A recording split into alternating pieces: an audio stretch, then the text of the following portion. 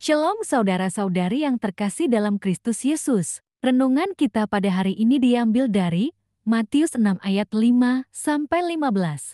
Dan temanya adalah doa orang benar. Matius 6 ayat 5-15 ini adalah bagian dari khotbah Tuhan Yesus di bukit. Hal ini membuktikan bahwa ini juga adalah bagian dari pengajaran Tuhan Yesus kepada banyak orang. Yesus dalam pengajarannya menegaskan hidup dalam kebahagiaan, bagaimana memberi, jangan khawatir, hal menghakimi dan tentunya dalam bahasan ini hal berdoa. Sahabatku, di ayat 5-8 Yesus mengatakan bahwa Bapa di surga membenci doa yang dilakukan oleh orang munafik. Karena orang munafik menampilkan apa yang berbeda dengan apa yang dia rasakan. Contohnya seperti seorang yang bermain drama di teater, dia menampilkan emosi yang sangat dalam, tetapi sebenarnya mereka tidak sungguh-sungguh merasakan. Mereka bisa menampilkan perasaan senang sekali atau sedih sekali, bahkan sampai menangis sejadi-jadinya. Tetapi hati mereka merasakan hal yang berbeda sama sekali. Ini adalah dosa jika diterapkan di dalam doa. Jika mulut kita mendoakan sesuatu dengan beban yang sangat dalam, tetapi hati kita sama sekali tidak peduli hal yang kita doakan itu, maka kita sedang melakukan hal yang munafik. Jika kata-kata kita tidak keluar karena dorongan dari dalam, maka kata-kata itu adalah kata-kata yang kosong. Hati yang berbeban berat untuk sesuatu, lalu hati itu mendorong kita untuk mengucapkan doa. Itulah doa yang sejati. Tuhan Yesus mengatakan di dalam ayat 5 bahwa orang-orang munafik itu senang memanjatkan doa-doa yang membuat orang berpikir kalau mereka sangat rohani. Mereka senang kalau orang berpikir bahwa mereka sangat mengasihi Tuhan dan sangat salah. Tetapi apa yang mereka tampilkan itu palsu. Mereka tidak memedulikan Tuhan dan mereka sombong, jauh dari kesalahan yang sejati. Tujuan mereka berdoa adalah supaya orang lain memuji mereka. Jika itu yang menjadi motivasi doa, maka Tuhan tidak akan memberikan upah apapun. Dia tidak mau memberikan penghargaan kepada orang-orang yang hanya mencari penghargaan dari orang lain. Dia tidak akan memberikan upah apapun bagi orang-orang yang hanya mencari penerimaan dari orang lain dan bukan penerimaan dari Tuhan.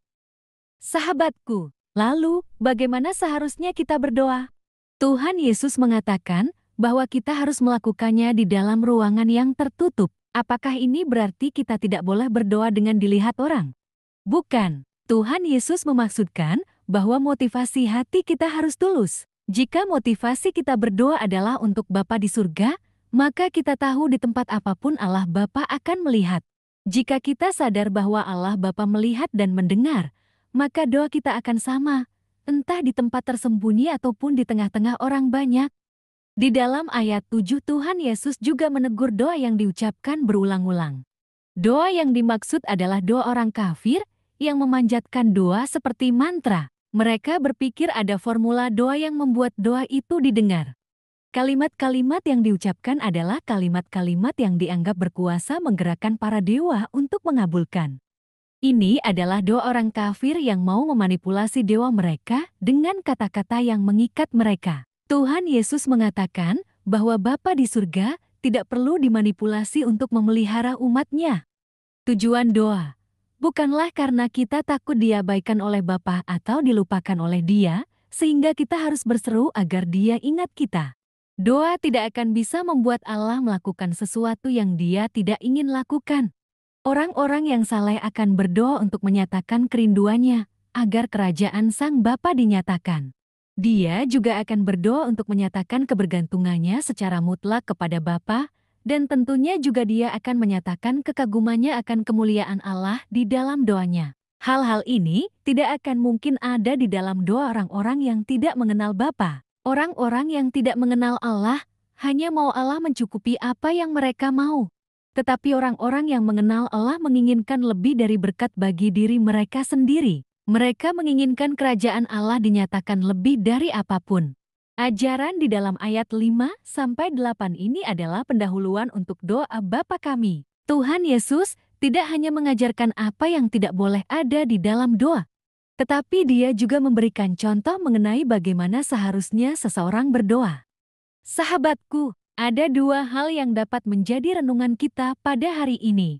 Yang pertama adalah, Apakah kita selama ini berdoa untuk menunjukkan bahwa kita orang yang saleh, baik, berpengetahuan, atau fasih? Jika kita masih mencari pujian manusia, maka kita akan gagal menghormati Tuhan.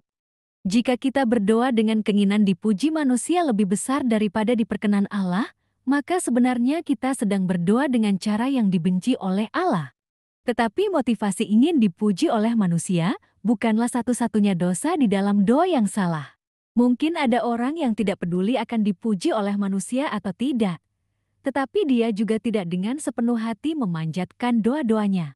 Hanya ikut-ikutan karena semua orang mendoakan hal yang sama. Mari belajar berdoa dengan meminta supaya hati kita tergerak untuk melakukan sesuatu bagi Tuhan. Itulah gerakan yang akan membuat kita rindu berdoa dengan sungguh-sungguh kepada Allah. Tidak ada orang yang akan diperkenan Allah karena doa-doa yang hanya ucapan mulut saja. Tidak peduli betapa bagus, indah, atau penuh dengan hikmatnya kalimat yang diucapkan. Tetapi orang-orang yang diperkenan Allah adalah orang-orang yang berdoa dengan kesungguhan hati dan beban yang suci, agar apa yang dia doakan boleh terjadi. Hal kedua yang diingatkan oleh ayat ini adalah beban doa. Kita haruslah beban yang suci. Apa yang kita doakan tidak seharusnya bermotivasi egois. Kita tidak mungkin mengatur Allah. Kita tidak mungkin mampu memanipulasi kuasanya bagi kepentingan kita sendiri.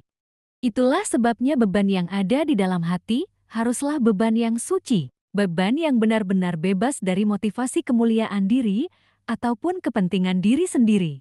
Orang dengan motivasi yang cemar akan menganggap doa seperti mantra yang berkuasa memberikan kepada mereka apa yang mereka inginkan. Ini doa yang kafir. Doa yang sejati memohon kepada Tuhan dengan kesadaran bahwa Tuhan itu baik dan penuh kasih. Jika saya memerlukan sesuatu, saya tidak perlu memaksa Dia pasti akan memberikan apa yang saya perlukan. Doa harus dipanjatkan dengan pengertian ini. Dengan demikian, maka setiap doa akan kita panjatkan dengan ketekunan yang besar sekaligus keyakinan yang besar akan kedaulatannya. Inilah juga yang dilakukan oleh Raja Daud di dalam 2 Samuel 12 ayat 16-23. Dia berdoa dengan sangat tekun, tetapi di dalam ketekunannya dia tidak pernah melupakan rasa hormat kepada Tuhan dan keberserahan total kepada kehendak dan rencana Allah. Kita harus berdoa dengan ketekunan yang besar. Tetapi ketekunan yang disertai dengan iman, keberserahan kepada Allah, dan kerelaan untuk menaati kehendak Allah. Demikianlah firman Tuhan pada hari ini. Kiranya dimanapun Anda berada, Tuhan Yesus selalu memberkati, melindungi dan menjaga kalian semua. Amin.